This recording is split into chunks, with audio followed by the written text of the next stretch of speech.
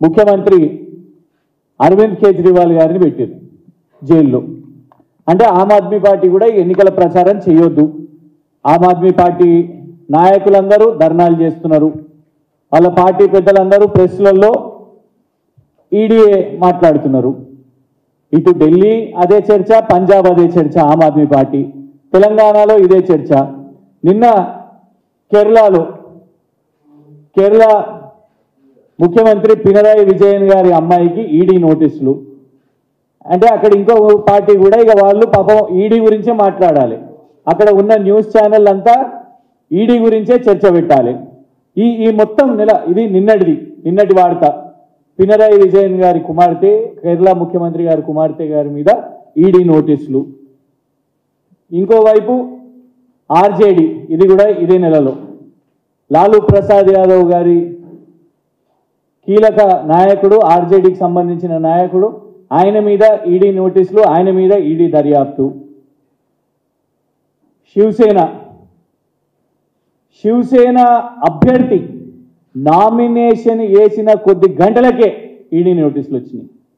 ఆయనకు శివసేన నుంచి MP ticket ఇట్లా ప్రకటించగానే అటు నామినేషన్ వేసి రాగానే ఇమీడియట్గా ఈడీ నోటీసులు వచ్చినాయి. ఇది మహారాష్ట్ర. డిఎంకే తమిళనాడులో వాళ్ళు ప్రభుత్వంలో ఉన్నారు, చాలా పవర్ఫుల్గా ఉన్నారు. అక్కడ మరి అక్కడున్న ఎంపీగా పోటీ చేస్తున్న రాజా గారి మీద పాత కేసు ఆల్రెడీ సుప్రీంకోర్టు తీర్పు ఇచ్చిన దాని తర్వాత కూడా మళ్ళా సిబిఐ వాళ్ళు ఛాలెంజ్ చేయడం. ఎప్పుడు? మళ్ళా ఎలక్షన్ కమిషన్ మొన్న 4 రోజుల క్రితం మళ్ళా ఆయనకి నోటీసులు. ఫైర్ బ్రాండ్ లీడర్ లోక్సభలో తృణమూల్ కాంగ్రెస్ మౌవా మొయిత్రా గారు ఒకవైపు అభ్యర్థిగా ప్రచారం చేసుకోవడం, ఇంకోవైపు ఇవాళ అన్ని పేపర్లలో వార్తలలో చూస్తున్నాం పొద్దుటి నుంచి జాతీయ ఛానళ్లలో మళ్ళా ఈడీ సమన్స్ నోటీసులు. ఒకవైపు ఎన్నికల ప్రచారం చేయాలా, ఒకవైపు మరి మోదీ గారు చేపడుతున్న విచారణలో పాల్గొనాలా.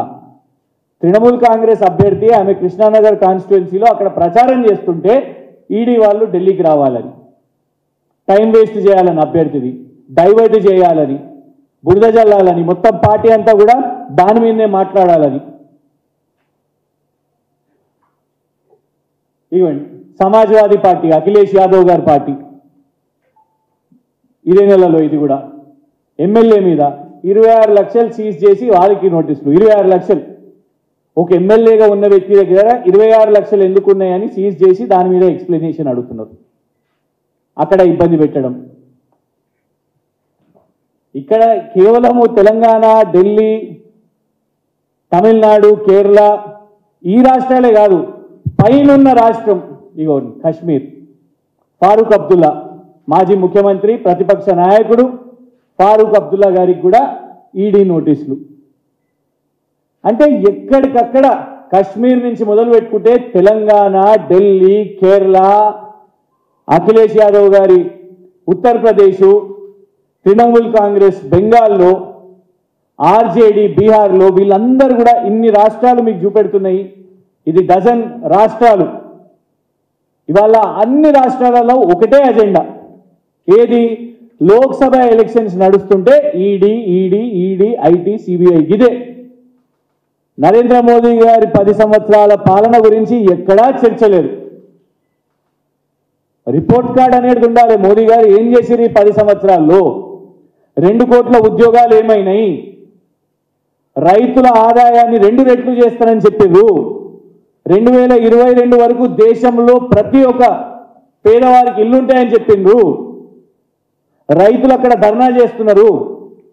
రైతులను నేరుగా కేంద్ర మంత్రి కొడుకే అందరి ముందు జీపుతో గుద్ది చంపారు. అట్లాంటి వాళ్లకు మళ్ళా టికెట్ ఇచ్చిర్రు. కానీ వాటి గురించి ఎక్కడా చర్చ లేదు. నరేంద్ర మోదీ గారి పాలన గురించి లేదు.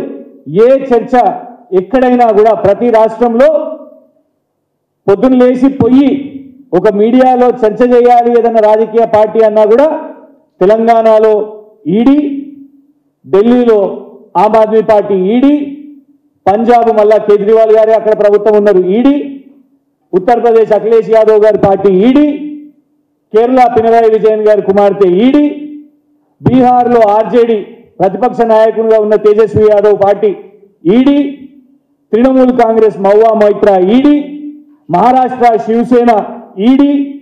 ఎక్కడ చూసినా ఇవాళ ఎన్నికలు నడిపిస్తున్నది ఈసీ కాదు ఈడీ అని అర్థమవుతున్నది.